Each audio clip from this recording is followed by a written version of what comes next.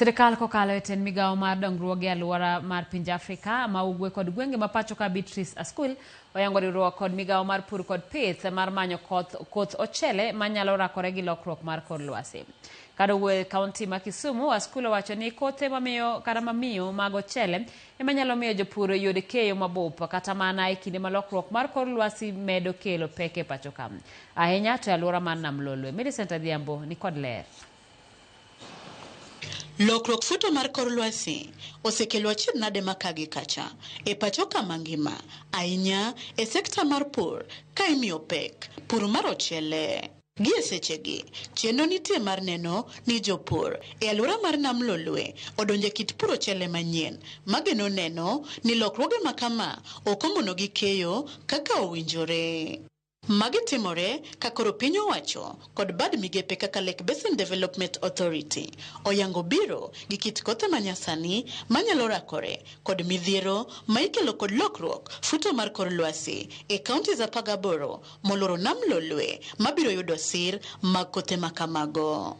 Tutajumuisha pamoja na MD kwamba tuweke mikakati yenye tutaweza peleka mbele, tujitetee kwamba hii sehemu inahitaji mambo ya mchele ipate market yake.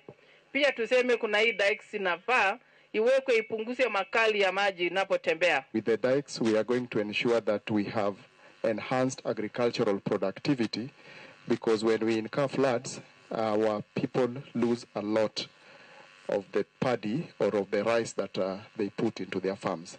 And finally, with that, our economic growth is going to be enhanced, because now our farmers will have some level of predicting their outcomes. Maduong' moloyo kaka yor bero pith mar ochele pachoka chenro ni biro kod koth ochele manyien manyalo kedo gi midhiero ma ikelo kod lokruok chal mar kor lwasi. Waziri, another thing that we are doing in the rice value chain is to try and work with other state agencies so that we introduce quality variety of rice and ensure that if at the moment we are harvesting around 2.5 tons per acre, now with the quality variety of rice we are able to harvest around 3 tons per acre.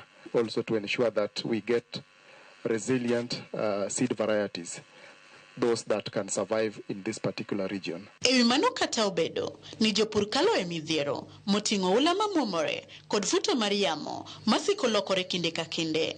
Lake Basin Development Authority geto ting'o malo pur mar ochele kokalo e manyo negi uso kod chiro mowinjore. And I want to assure farmers that we have enough market. They just ensure that as soon as they harvest, they send a word to us so that we get to know the quantity that is available here. Bende giyango chendo mar dwaro riwore gi jopiny e pidho yiende e kor gwenge kaka yorno mar konyo e kedo kod sienyruok mag lowo kaachiel kod neno ni koth omedo chwe mondo oting' malo weche pur pachoka.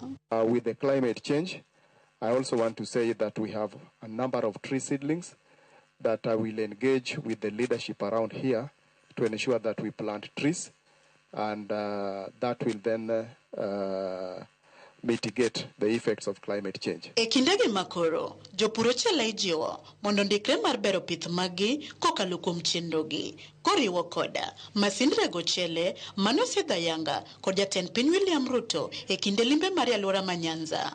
Geno koro nitie ni pur ochele biro nyayo keyo kod chiemo mabup e alwora mar Nam Lolwe kod pacho ka mangima. Millicent Adhiambo, Ramogi TV.